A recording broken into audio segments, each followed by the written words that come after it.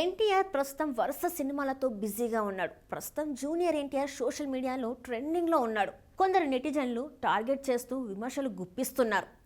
విషయం ఏమిటంటే, పెహల్గాం దాడి తర్వాత ఇండియాలో పరిస్థితులు మారిపోయాయి. ముఖ్యంగా ఉగ్రవాదులు హిందువులు ముస్లింలా అని అడిగి మరీ హిందువులను కాల్చి చంపిన పరిస్థితి. దానికి ప్రతిచర్యగా భారత్ సైన్యం పాకిస్తాన్లోని ఉగ్రవాదులపై దాడి చేసి ఖతం చేసింది.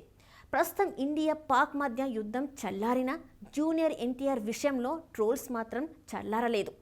టార్గెట్ చేసుకొని మరీ విజృంభిస్తున్నారు. జూనియర్ ఎన్టీఆర్ ముస్లిం అని నందమూరి తారక రామారావుగా పేరు మార్చుకున్నాడని నెటిజన్స్ ట్రోల్ చేస్తున్నారు. పేరు మార్చుకున్న తర్వాతే గుర్తింపు వచ్చిందని, సినిమాలలో స్టార్డమ్ వచ్చిందని తెగ ట్రోల్స్ చేస్తున్నారు నెటిజన్స్.